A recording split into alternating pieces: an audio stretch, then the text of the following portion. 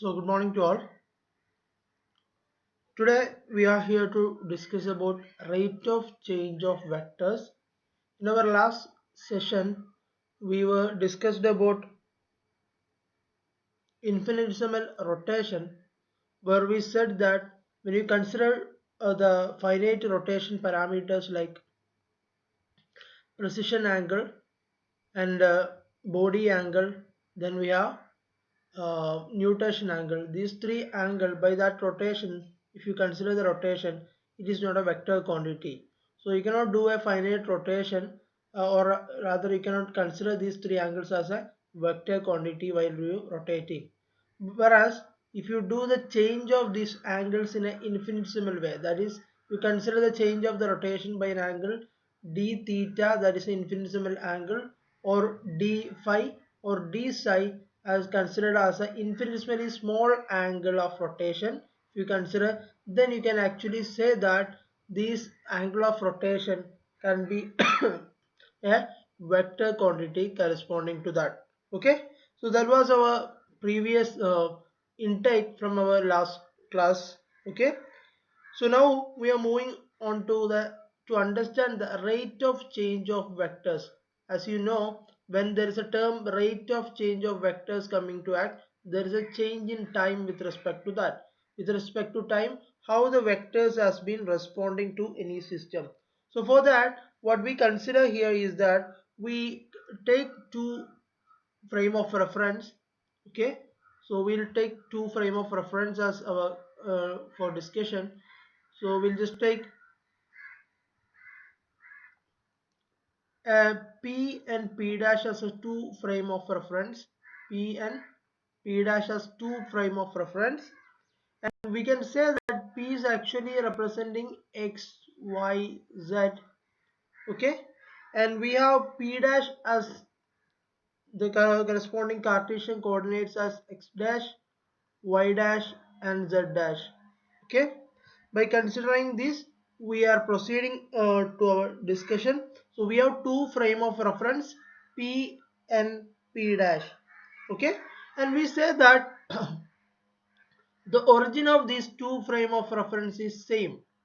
Origin is same. So if you have any if the connection is lost, you please let me know, because the power is gone here.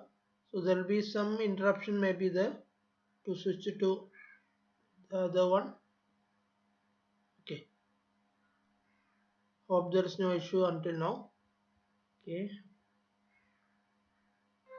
okay, so what I say that two frame of reference with the origin is same. So what I mean to say is that in that case, if I represent two frame of reference like this, sorry,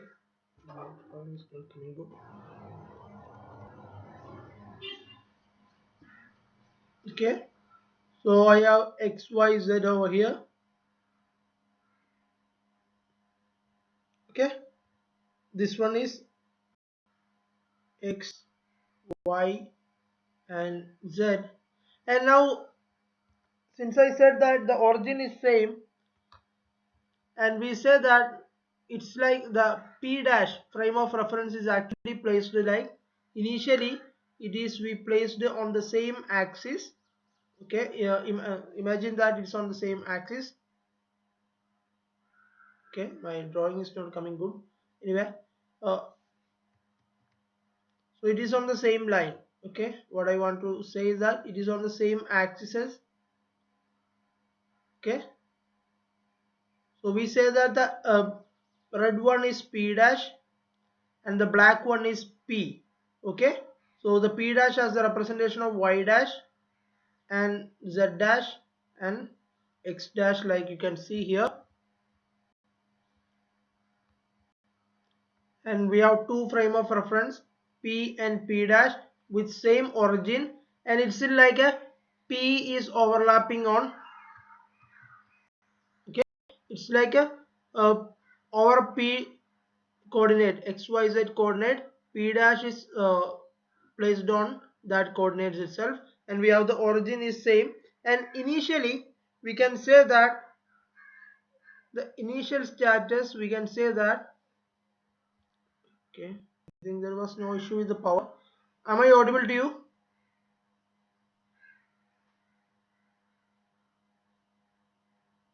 Somebody please respond. Okay, yes, thank you. Fine, fine. Okay, just ensuring that the power is not go. Network is okay. Fine. Okay, so initially it is same. So what we say that the p dash is residing on p itself, because the p means the first frame of reference and p dash is the second frame of reference. Both are on the same basis. Basis means x y z and x dash y z dash z dash is same for the initial case. So we consider that initially we have same x y z dash, that rather we can say that x equal to x dash or y equal to y dash and z is equal to z dash for the initial condition. And when you consider a point over here, so if I consider a point over here, we can, sorry, okay, if we consider a point q over here, and at t equal to 0, at t equal to 0, I can say that the qp t equal to 0, qp means the pointed frame of reference p, which is equal to, and the position vector corresponding to that, it is same as like, right? So if I represent the position vector, this is r, and it is like r dash also will be same at t equal to 0, because both are on the same axis on the basis of the p dash frame of reference on p. So like we can say that when you consider q p dash, okay, which is on the same point, and we have r dash corresponding, or rather we can say r equal to r dash in the first case. Now, so this is the initial condition when t equal to 0, where the time equal to 0, when we say that the r equal to r dash. Okay, and now I consider that p dash is start rotating. Okay, p dash is start rotating and p is in rest frame of reference, that is inertial frame of reference. There is no change corresponding to,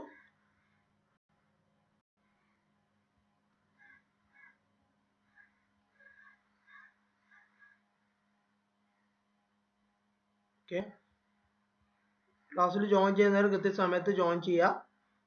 ഇനി സമയത്തിന് ശേഷം join ചെയ്താൽ ഞാൻ add ചെയ്യില്ല. Okay, class നിങ്ങൾക്ക് disturb ആകുന്നുണ്ടാവണ്ട. Okay, p dash mean, now we say that the frame of reference, the second frame of reference p dash is start rotating, and whereas p is actually constant in that case, and we say that when p dash is start rotating, the corresponding unit vectors I dash and j dash and k dash will be change with respect to time. Okay, there will be change with respect to time. So with time, if p dash start rotating, I dash, j dash and k dash will be rotating, and we say that ijk, okay, in that case ijk is a constant value, because there is no change corresponding to p frame of reference, which is actually in rest. Okay, this point is clear, I think. So we just sharing the idea is that there are two frame of reference p and p dash, and p dash is placed on the axis of p first frame of reference, and now we say that initially the r equal to the position vector representing the point q is r equal to r dash. When we say that the p dash start rotating, the I dash and j dash and k dash will change with respect to time, whereas ijk will be constant with respect to the case.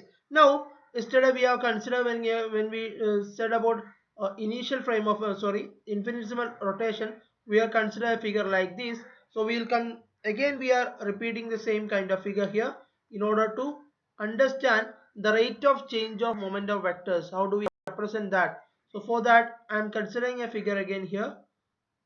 Okay, you can assume that there is a representation here. So we have notated yesterday that n is the representation corresponding to that. So we have, okay, so we have O over here. Okay, this point we can say, okay,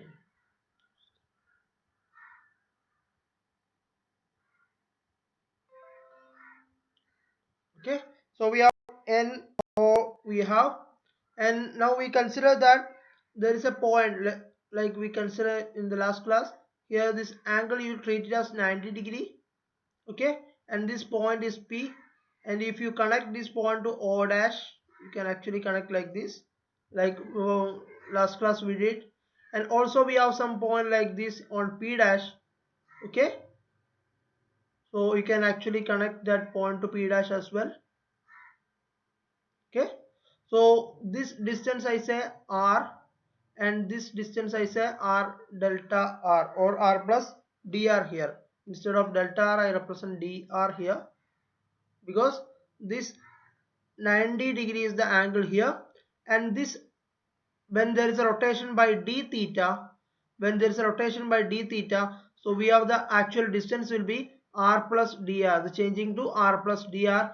And this also we know that this small area, the small arc, so which is the distance, we can say that this is dr, right? So we have two frame of reference, P and P dash, and P we say that it is initial frame of reference, inertial frame of reference, that is in rest, and P dash is actually rotating by an angle d theta, and corresponding to that there is a change in arc dr, and the distance between O and P dash will be r plus dr. Initial distance was r, and now the distance was r plus dr in the case. Now you know that basically when you consider any rotation like this, the angle supposed to be what is, it is arc by radius. Okay, the angle is supposed to be arc by radius. Now in this case, by considering this figure, we know that npp dash, we consider the area or the triangle npp dash, you know this is npp dash.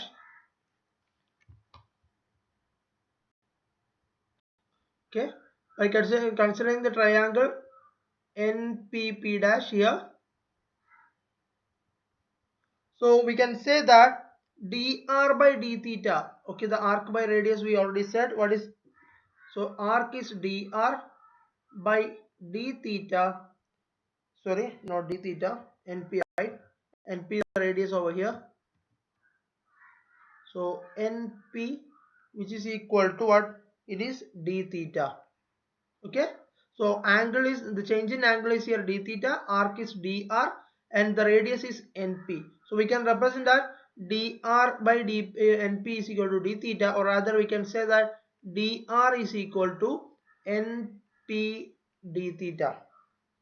Okay, now we need to find it, what is np is. Np, we said that this is the radius. Okay, how do we, radius we represent, so now we here the angle is 90 degree, right? So this is a right angle triangle. When you consider this triangle, so this is a right angle triangle. So what, so if you consider right angle triangle, we know that, so we consider the right angle triangle ONP. So in that, sine theta will be equal to what, it is NP by R. Okay, it is NP by R. From that equation what we get, NP is equal to R sine theta. Okay, so we'll get that NP is equal to R sine theta.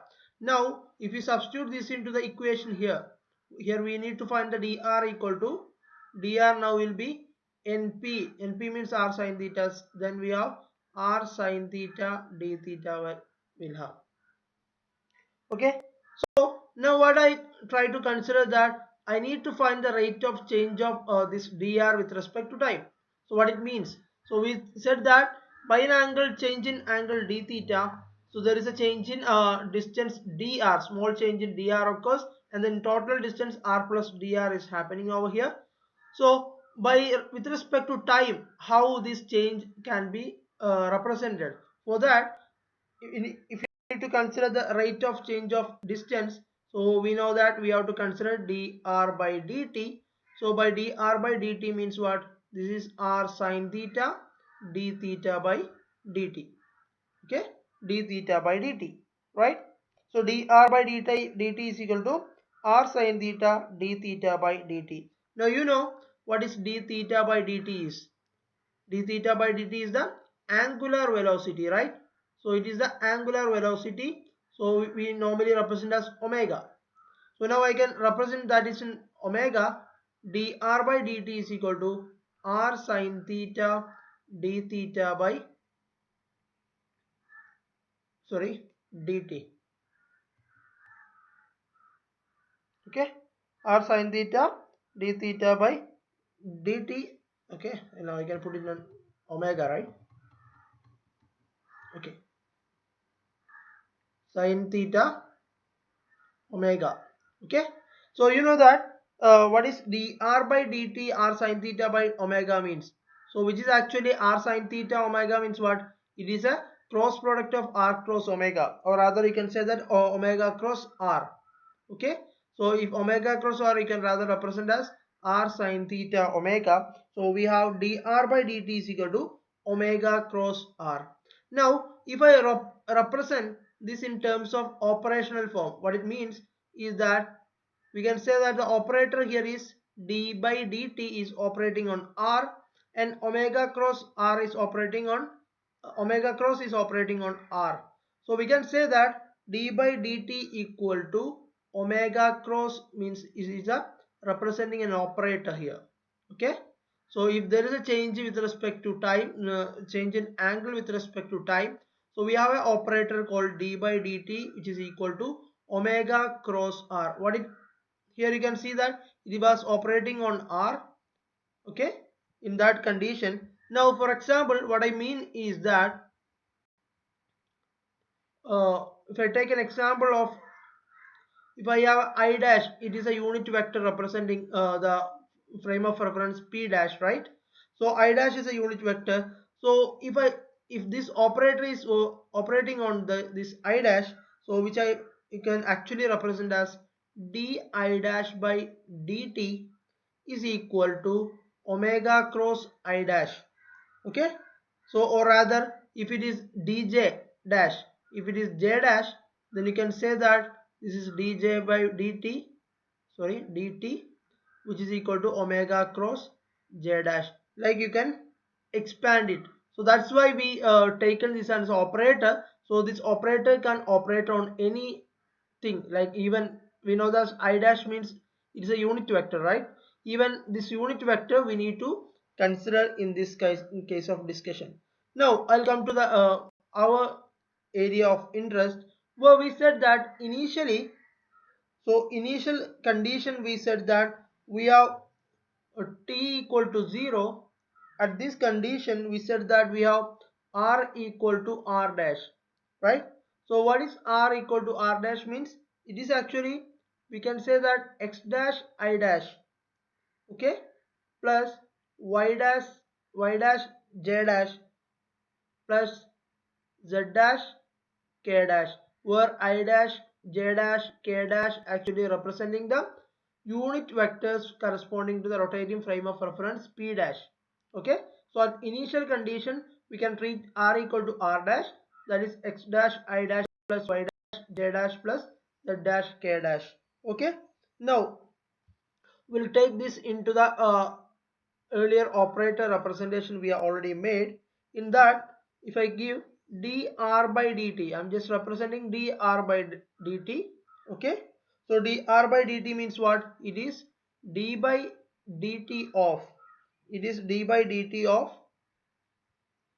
I x dash, I dash x dash plus j dash y dash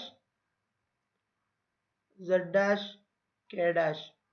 Okay, in this case if you take d by dt on r, it is like the representation will be like this. And now when you expand this, when you differentiate this part, you have to differentiate both x dash and the unit vector here I dash. So you have to operate both. So you have to take the product rule when you are doing the differentiation here. So what happening here? So we have I dash dx dash will be dt is the first term, and second term will be which is operating on I dash, right? So we'll have x dash omega cross I dash will be the second term corresponding to that. So we said that when you take dr by dt, it is actually omega cross r. Okay, so we have to take the differentiation on two side. Okay, so whenever we are differentiating on a unit vector operator, so we have to x dash omega cross I dash will come into act.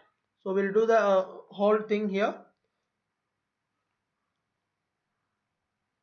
So we have another term is j dash dy dash by dt dash, sorry, not dt dash, dt, plus we have y dash omega. Okay, I'll keep a bracket here, omega cross j dash plus k dash dz dash by dt plus z dash omega cross k. So this is the differentiation of d by dt on I dash x dash plus j dash y dash plus z dash k dash, like that. Okay, now if I take the terms together, so with the we have dx dash by dt is here, dy dash by dt is there, and if I keep these all term together, so we can actually represent like this: dr by dt, dr by dt at p. What is this? This is dr by dt at p, right? So p means frame of reference p.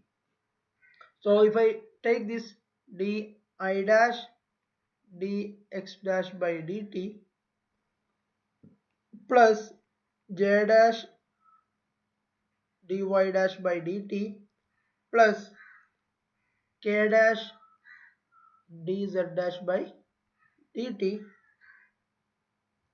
plus, now I'll take all the omega term outside, and I'll keep I x dash inside. That means omega cross, I'm keeping all the term like this: I dash x dash plus y dash j dash plus k dash z dash. Okay, so we'll get a generalized form here if I do here. So we have collected all the terms, these three terms together, and we corrected corresponding omega terms all together here. So now we can say that dr by dt at p. So what is this term representing? This is what? This is actually dr dash by dt, right? Okay, or rather I can say that dr by dash dt, okay, at p dash, okay, at p dash, and we have, sorry, oh yeah, correct, and plus we have omega close r dash. This term is r dash, like, right? Now we know that r equal to r dash. Okay, so we can keep the entire term, initial condition r equal to r dash.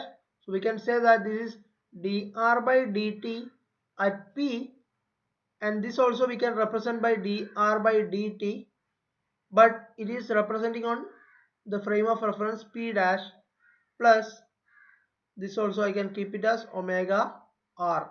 Okay, at initial condition t equal to r equal to r dash, so we can represent the term. The only change is that, so here it is actually representing the change of radial vector with respect to the p dash frame of reference. Okay, now here also we'll get a generalized operator representation like we have done in the last case as well. Here you can see that d by dt, which is operating on a frame of reference p, which is actually equal to d by dt on a frame of reference p dash plus omega cross. So this is the operator representation you can see over here. Okay, now you can put r over here, or sometime you can put like a velocity component here. So you can actually, this you can consider as a operator representation. You know that this operator representation can be utilized for any case. You can substitute here a position vector r, or you can substitute a velocity vector here. So any component can be done by using this operator representation here. So we are derived a generalized representation corresponding to an operator representation. Now what I do here is that we know that the first case we know that it is dr by dt, right? Okay, dr by dt p equal to dr by dt p dash plus omega cross r. That's we are getting here. What is dr by dt? There is a change in distance with respect to time. Okay, so this we can say that this is v, velocity. So this is a velocity because this is a change in distance with respect to time. So this is velocity, which is equal to, so velocity in frame of reference p. Okay, at the frame of reference p. P means what? It is the inertial frame of reference for our case, and p dash is the rotating frame of reference. And now this dr by dt p dash we can represent it as v dash now. Okay, v dash plus omega cross r. Okay, so we'll get a representation like this: v equal to v dash plus omega cross r. So this equation I'll keep it as equation number a. Okay, now I said that this is an operator here. You can see d by dt at p, d by dt at p dash plus omega cross we consider as an operator. Okay, so I said if I, which is operating on a velocity term. Okay, if it is operating on a velocity component, then we have, that is velocity component, we take it as v. Okay, then we can say that that is dv by dt at a frame of reference p is equal to dv by dt frame of reference p dash plus omega cross v will come into act. Omega cross v will come into act. Okay, so what we have done is simply simple one, that is we just use this operator where the operation is on velocity component. Okay, so what we can do with this one, what the magic we can do with this one is that we know that dv by dt is what? It is acceleration, right? Okay, so we know that it is an acceleration term. And also we can do what? We can substitute, sorry,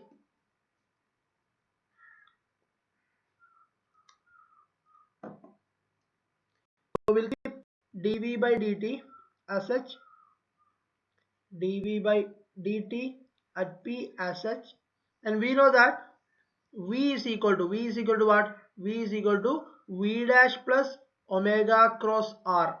So now we substitute that into here, d by dt on v dash plus omega cross r.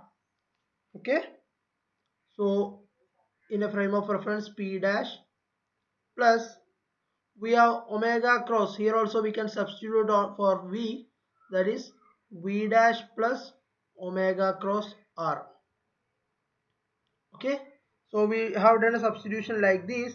And now if you do the derivation again and expand this entire term here, so we'll get dv by dt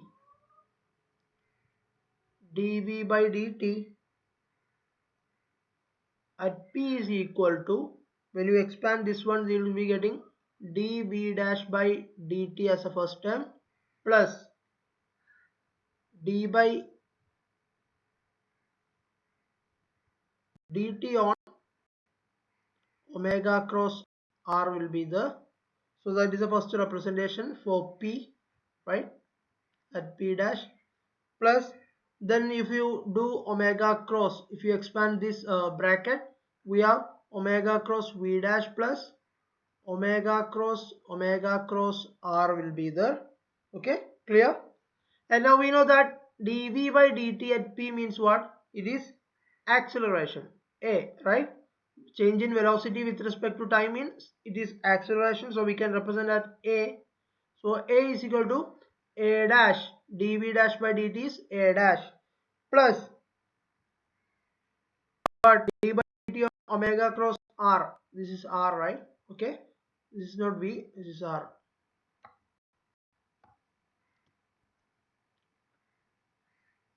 Okay, this is r. So if you expand that part, you will be having omega cross dr by dt, okay, plus d omega by dt, or d omega by dt into r cross r, plus omega cross v dash, plus omega cross r will be there. Okay, now we know that omega is a constant, right? The angular velocity is a constant one. Okay, so when you take a derivative of a constant of angular velocity is a constant, so this will becomes to 0, so this terms will disappear because angular velocity is a constant term here. So we'll reduce acceleration a equal to a dash plus omega, what is dr by dt here in this equation? That is v, right? So we can represent as omega cross v here.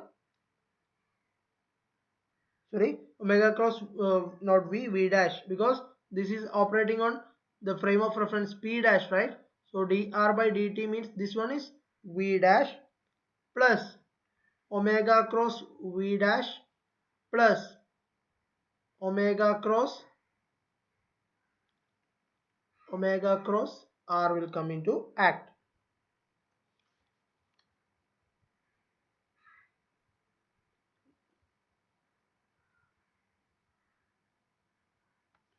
Now we have a equal to a dash plus 2 omega cross v dash will be there, plus omega cross r will be there. And now if I represent that in terms of a dash will be a minus 2 omega cross v dash, okay, minus omega cross r will be there. Okay, so like it will come. Now if I just consider a mass m, okay, now if I consider a mass equal to m, and if I multiply it to the entire equation here, now I'll have m a dash is equal to m a minus 2m omega cross v dash minus m omega cross r. Okay, so like the term will come. And now we know that what is m dash is, mf is equal to ma, you already know it is a force, right? So mass into acceleration is actually a force, so we can represent it as f dash is equal to f minus 2m omega cross v dash minus m into omega cross r. Okay, this is how it comes. So what is f dash is? F dash, we can say that it is the observed force. Okay, and F is the actual force we are giving to that. So we can say that this is the actual force. Okay, and this entire term we can say that it is the observed force will be, it is a combination of, sorry, it is a combination of observed force and actual force, as you can see here. And we can say that this is a fictitious force. So the observed force will be, what is fictitious force means, these two terms we call as fictitious force or a pseudo force. Pseudo force, you already know what is pseudo force is. Okay, so this is a force we actually observing when there is a rotational force is acting on a body. So there will be two terms One term is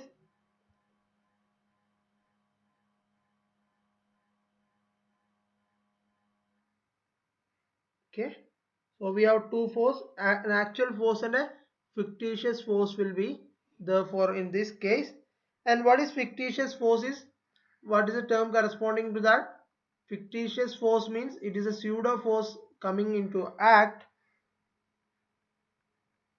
So we have represented that term as minus 2m cross v dash minus m omega cross r. Okay. The force on the frame of reference P dash is equal to F dash, and which is on the on frame of reference F is, sorry, frame of reference P is F, which is, so the observed will be force will be a combination of actual force plus a fictitious force. And what the fictitious force means? It is a pseudo force happening due to the motion of particle when the particle is rotating on a, when the particle is motion in a rotating frame of reference, there will be two forces. Actually, normal case there will be two forces will be originating in that case. So those two forces are basically called the pseudo force or fictitious force, and we'll see what are those two forces. Now we can see here is that there are two terms. So the first term we can represent as Coriolis force, and we'll see what is Coriolis force is that. And this minus 2m omega cross v dash, it is a Coriolis force, plus the second term is representing as a centrifugal force. Okay, so now we derived a representation for Coriolis force and a centrifugal force, and we can see in more detail what is Coriolis force is that. And when you consider Coriolis force, Coriolis force is the term what it represents is a minus 2m omega cross v dash we have seen. So it is a force. It is a force coming into act when the particle is in motion with the rotating frame of reference. Okay. If the particle is in motion with respect to the frame of initial frame of reference, then we can say that the fictitious force that is coming into act will be a Coriolis force. So the particle, if the particle, if we consider a rigid body or a particle, if it is in motion, if the particle in motion relative to a rotating frame of reference,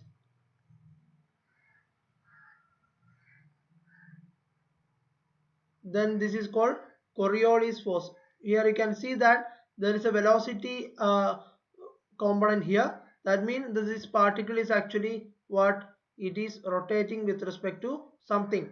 Okay, so we can say that Coriolis force will come into act when the particle is in motion with relative to a rotating frame of reference. So you may be able to see like when there is a low pressure region formed in the case of in any ocean, like in Bay of Bengal or something, there is a, if there's a low pressure region is generating, so there you can see an image that is actually rotating over that area. So that is actually a representation of a Coriolis force or a Coriolis way of motion or a Coriolis effect. Any effect that is depending on Coriolis force we used to call as Coriolis effect. So such motion is one example of that. And the other one is, it is a familiar one, that is a centrifugal force. It is a centrifugal force, that is minus m omega cross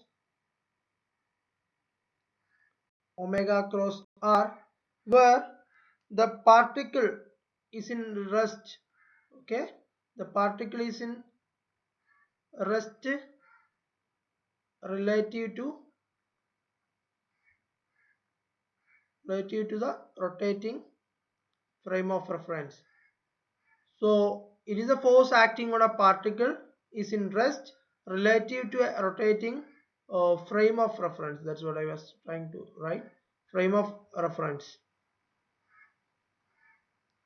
Okay, so what we have done is that we just started with the rate of change of vectors, that is we started with the rate of change of the position vector, and we come up a operator representation in order to represent, to connect between two frame of reference p and p dash, and we have seen that operator is there, and thereafter in that operator we have substituted the velocity vector.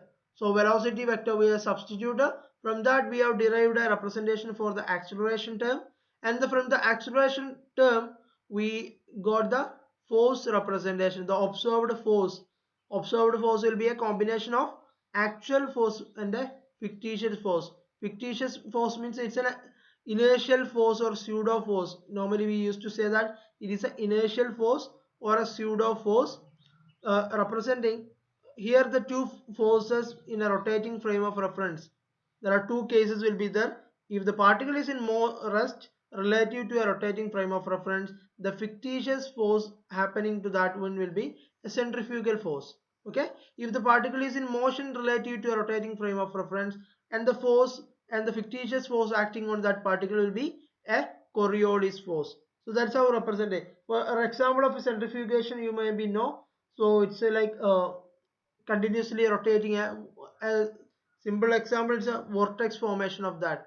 So vortex formation is one of the classic example of a centrifugal force representation.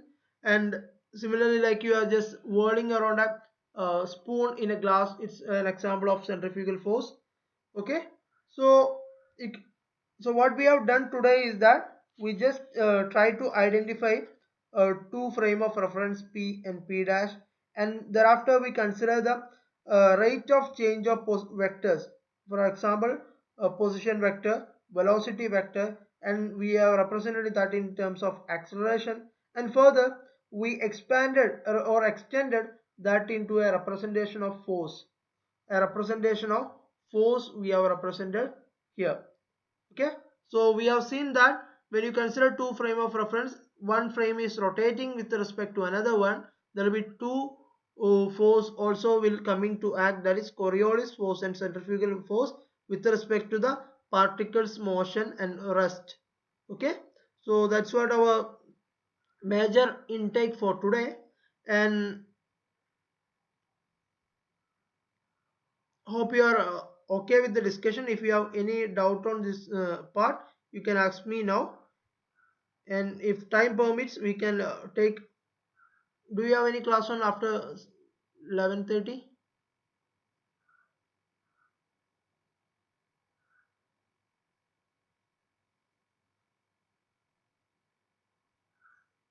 നിങ്ങൾക്ക് class ഉണ്ടോ 11:30 ശേഷം? ഒരാൾ unmute ചെയ്ത് പറഞ്ഞു കഴിഞ്ഞാൽ സൗകര്യം.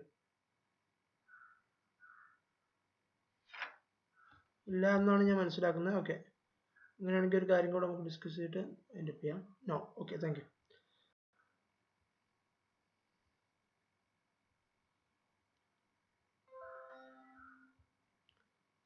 So hope you are clear with the discussion of Coriolis force and centrifugal force, and you can also read detail about what is Coriolis force and centrifugal force.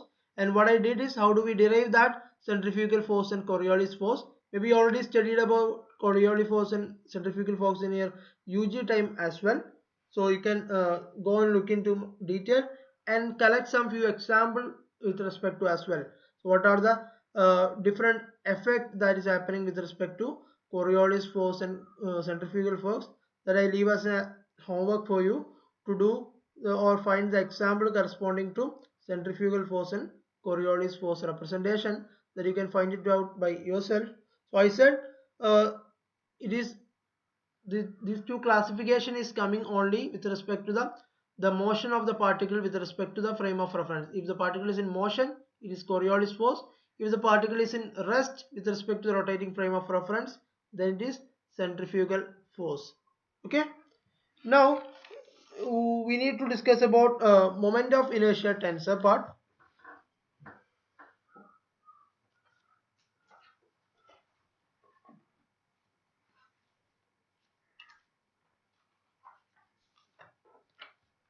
Okay, moment of inertia tensor.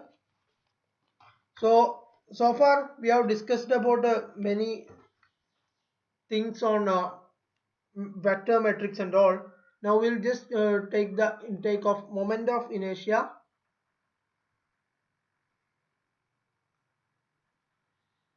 Moment of inertia tensor.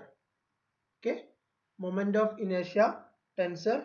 So for that, what I do is that you already know what is tensor means, because you already have studied in your mathematical physics class, and we already said also it's a vector quantity with a 3 by 3 matrix representation, so which has a direction and magnitude as well when you represent in even in matrix as well. So rigid body, so we know that rigid body is a n particle system with the two particles distance is fixed in that case, so it's a n particle system. Okay.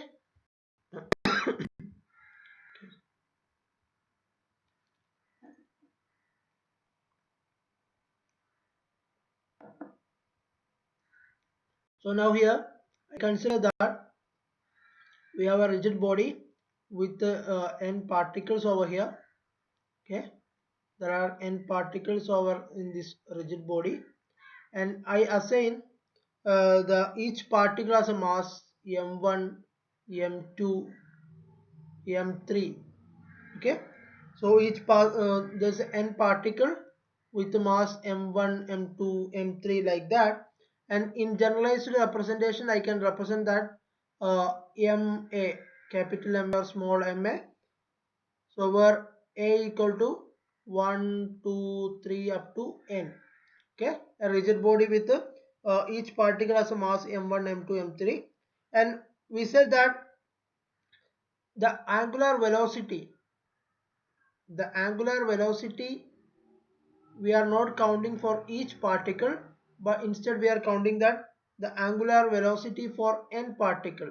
So when you consider the angular velocity, you have to treat it as it is for n particle. It's not for particularly one particle. There is no angular velocity. So angular velocity of n particle will be omega. Okay, now if a position vector representing each mass, okay, so that I can represent as Ra, where a equal to 1 2 3 like up to n. That means r1 r2 r3 are the different position vectors representing for each value. Now we know that the velocity component in this case va we can represent as va equal to omega cross ra. Okay, so it is angular velocity in the position vector actually giving the velocity component here.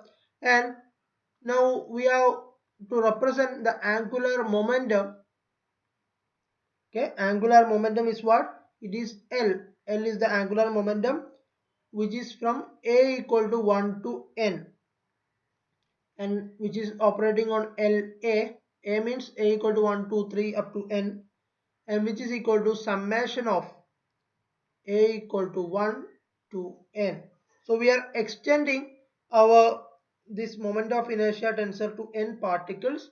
So we know that the angular momentum is basically what it is, Ra cross Pa, where Pa is the linear momentum. Okay, Ra is the position vector representing here, and Pa is the linear momentum. And if you represent this equation in terms of linear momentum term, A equal to 1 will be equal to n summation A equal to 1 to n. We have R cross A cross Pa means what? Pa is ma va bar. We know so linear momentum will represent as ma va, right? So we can substitute like that, and if I proceed like this, then I'll have the equation corresponding to that, that is summation A equal to 1 to n into Ra cross ma omega cross Ra dash will be like this, right? Which is equal to, how do I represent? I already said VA equal to omega cross RA vector, and now A equal to 1 to n. If I take MA outside, MA is a constant value, right? Okay, I'll take MA outside because since it's a constant value, so we can take it outside. So RA cross omega cross RA will be there. Okay, then further if you extend like this, then we need to find A equal to 1 to n. So our aim is to find the initial moment of inertia tensor corresponding to this. And if you do, we know that there is a two cross product is there. Then if you expand this one, we know that we can write this cross product representation. Triple product can be omega dot RA square minus R cap A, R dot A minus dot omega. So we can expand as triple product as like this. Okay, and now if I say that L equal to the angular momentum operator I can represent as Lxi cap plus Lyj cap plus Lz k cap likewise. And similarly, if we represent all in a position vector representation, so we'll have Ra. Okay, so angular momentum is a vector quantity, so Ra also we can represent as Xa I cap plus Xb j cap plus then Xc k cap, and omega I do represent that omega Xi cap plus omega Yj cap and omega Z dash cap.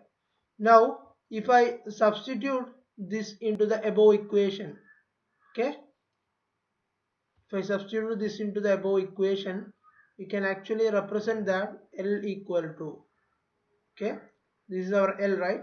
L is equal to sigma A equal to 1 to n. Then if you substitute that in the equation, we'll get Lx I cap plus Ly j cap plus Lz k cap, which is equal to sigma A equal to 1 to n m underscore A, subscript A, that's ma. Then we'll have Wx I cap plus Wy j cap plus Wz k cap, okay, into Ra square, okay, minus Ra means what? It is Xa I cap plus Yb j cap plus Za k cap into, so we have Ra into omega. Ra into omega will result into Xa Wx Xp W Xa omega X Xp omega Y Xc omega Z. So I can write it as Xa omega A plus Yb omega B, sorry, omega Y,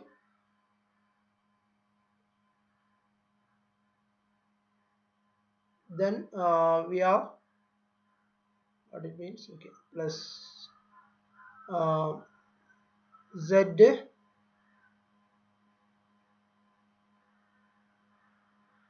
sorry,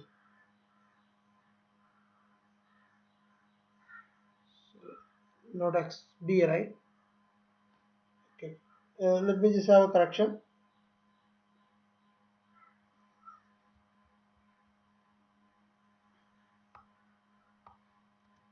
this is xb, right? xb, and this is xc.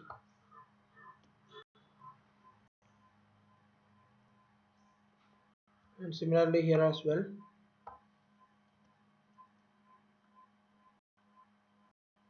xb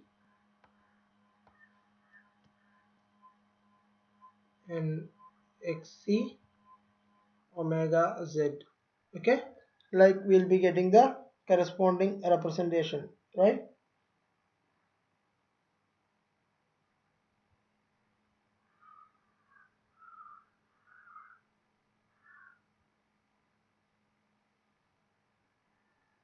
Okay, now from this one, if you just compare the only quantities with respect to Lx, that means the unit vector representing I cap. So if you just compare the only terms with corresponding to Lx, then we'll have Lx will be equal to sigma A ma will have omega x r a square. Okay, that is minus omega x x a square minus omega y x a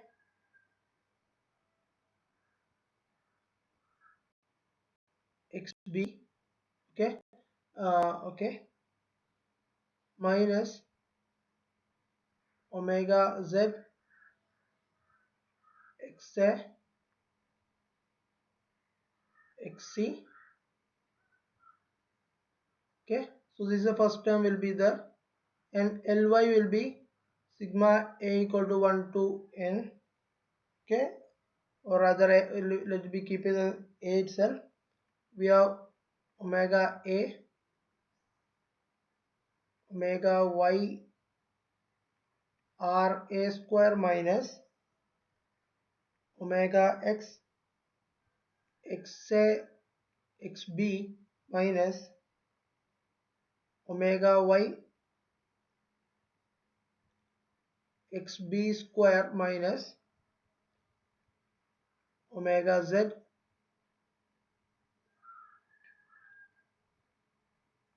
x b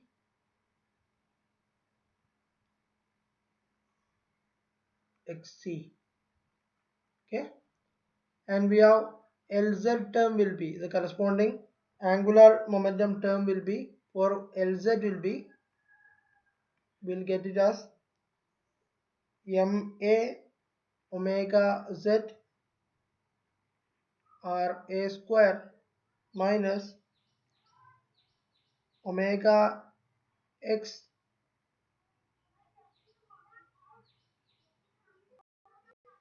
x a x c minus omega y x b x c minus omega z x c square. So like you'll be getting three terms corresponding to that. And now we know that when you multiply r a square minus m a r a square minus, uh, we have representation for that, right? So if you take together here, here we have r a square minus x a square is there. Okay, so this you can collect it together one side, and we'll have a representation like this. That is, what is, we have m a r a square minus x a square. What it means? So it is m a x a square plus x b square plus x c square minus x a square. Okay, so that is the actual representation of that. Okay, what I did is, if you just take the first two term here in this equation, so it will represent that it will be giving me ma, okay, ma xb square plus xc square, like I'll be getting. Okay, right? Clear? And similarly, if I do ma xcb square plus, sorry, okay, yeah, xb square uh, xc square, what it is, we can say that it is the representation for ixx. It is the first moment of inertia representation. Okay, first moment of inertia representation ixx will be like this. And secondly, and similarly, you can also collect the term for ma will be ma for ra square minus xb square will be resulting to iyy, and ma into ra square minus xc square will be, you will be getting the value for izz. Okay, and similarly you can also collect the few other terms as well, that is minus a ma xa xb will be, you will be getting a component of ixy minus sigma ma xb xc will be equal to iyz and minus sigma ma xa xc, you will be getting as a term of ixz. Okay, so you'll be getting the different momentum inertia of term representation for each one. And now if you collect this all term together, and we already know that in this equation there is a representation of omega as well in all the term. Okay, you can see that lx, ly, lz also having omega term representation as well. Okay, so now if you substitute that into the representation there, then you'll be getting is that, that is lx is equal to I xx omega x plus I xy omega y plus I xz omega z, and ly is equal to I yx omega x plus I yy omega y. Okay, plus I yz omega z, and lz will be getting us izx omega x plus izy omega y plus izz omega z. So now you'll be getting a representation corresponding to angular momentum like in this form. Okay, you can see that Lx is equal to Ixx, it is a momentum inertia term, and into omega x, Ixy omega y plus Ixz omega z, like that you will be getting the term for each one. And now if you represent this entire term in matrix form, then you can actually represent it as Lx, Ly and Lz as a one column matrix, which is equal to Ixx, Ixy, Ixz and Iyx, Iyy, Iyz and Izx, Izy and finally Izz into omega x, omega y, sorry, omega y and omega z. So like you can represent that. Okay, so this is how you represent the entire angular momentum operator in terms of momentum inertia operators. You know that basically you know already the equation corresponding to the relation between momentum operator L is equal to, we'll get as I omega. Okay, L is equal to I omega, and this we call as moment of inertia tensor. Okay, inertia tensor, moment of inertia tensor. Okay, so for convenience, normally we do represent this equation as with respect to normally we take it as you can see that Lx Ly Lz is equal to Ixx Ixy Ixz Iyx Iyy Iyz Izx Ixzy Izz, and normally if you treat this only if you keep the diagonal elements here and the off diagonal elements we consider as 0. Okay, by treating the off diagonal elements, what is off diagonal elements? That is Iyx Izx Izy Ixy Ixz Iyz. These are the off diagonal elements. Okay, the diagonal elements are Ixx Iyy and Izz. Okay, so by taking only this diagonal element matrix, normally we take if you represent like that, I is equal to will, if you represent like this, Ixx is equal to Ixx 0 0 Iyy 0,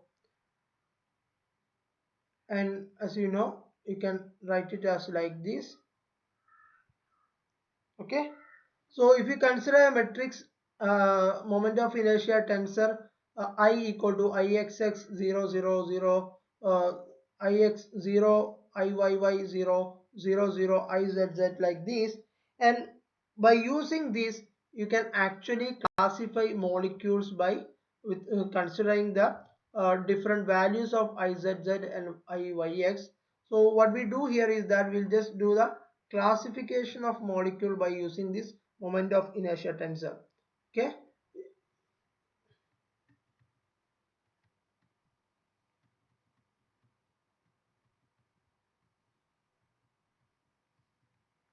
okay, classification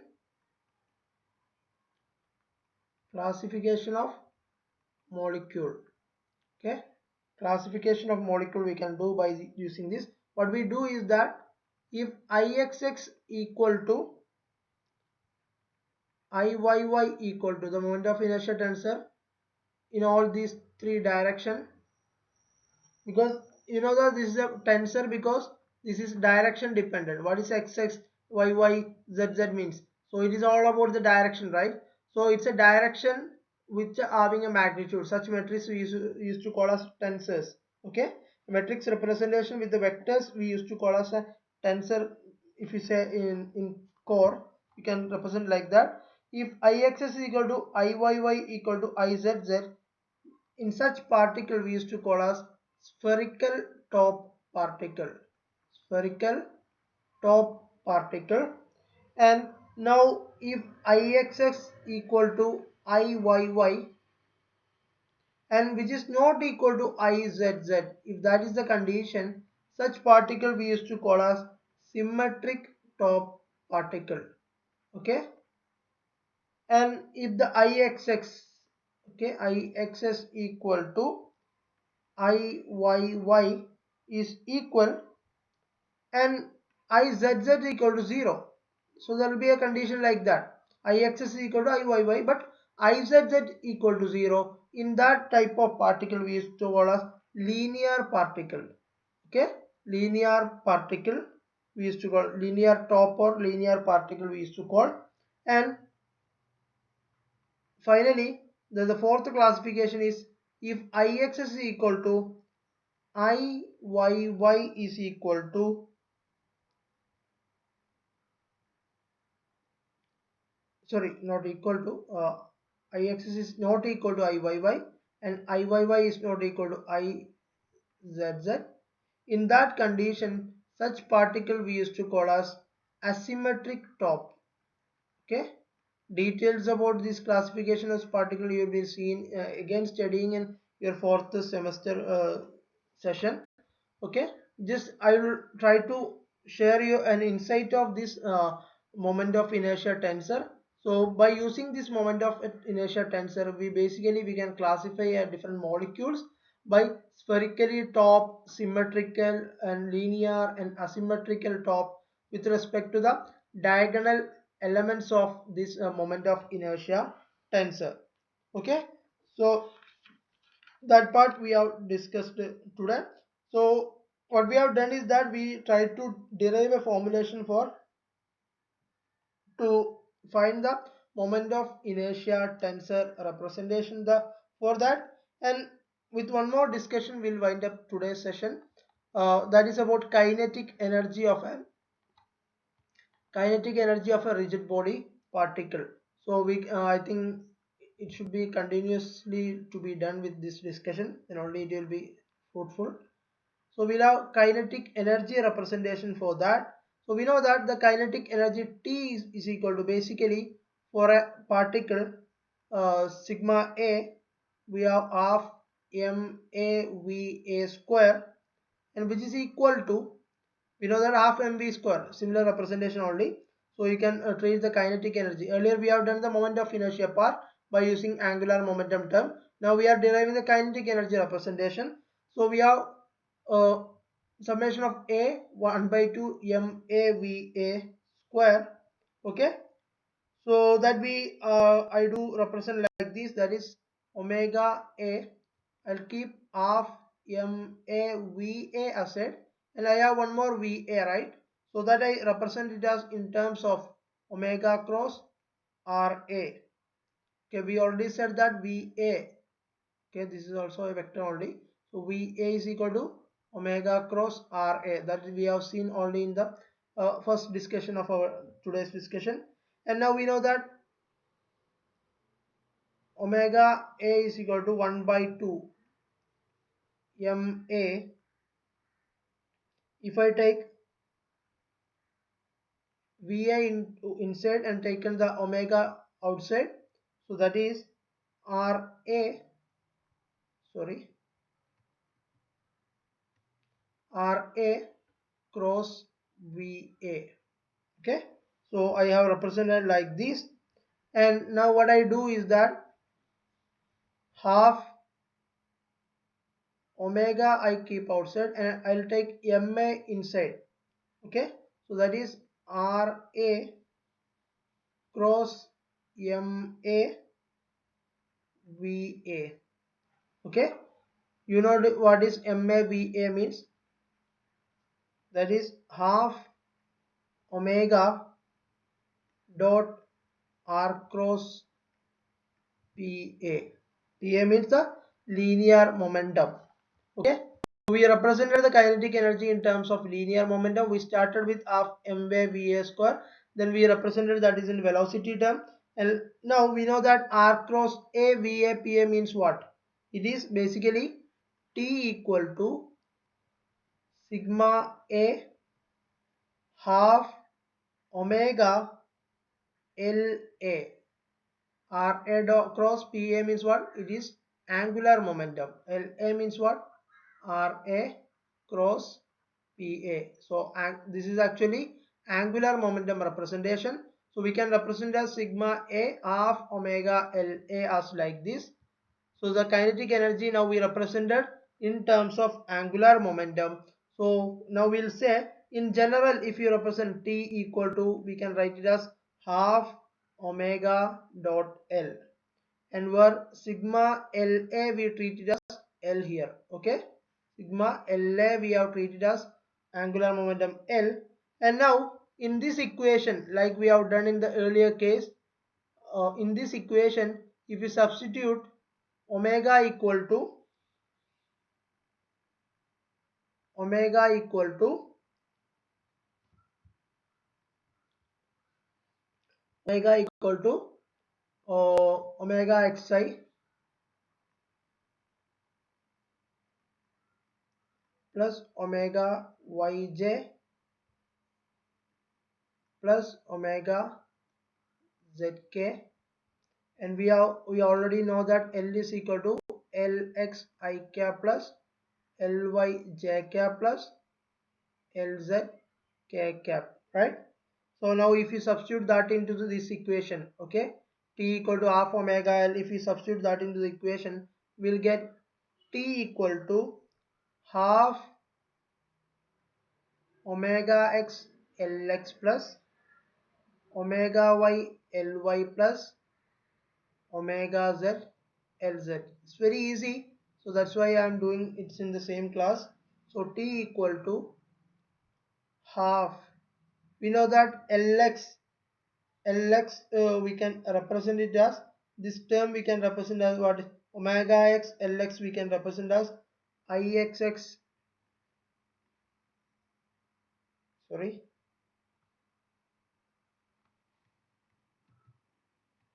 so sorry, Lx we can represent as omega Ixx omega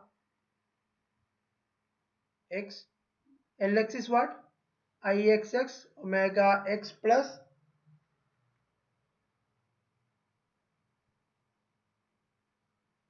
Iy, right? Sure. Okay.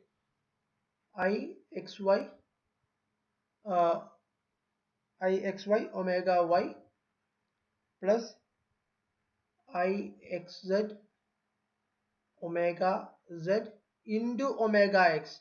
What I have done is I just substituted our earlier representation, angular momentum representation, in terms of moment of inertia tensor. So I have given Lx is, this term is what is, this is entire term is actually Lx into omega x plus, similarly I can do the other representation as well, that is half Iyx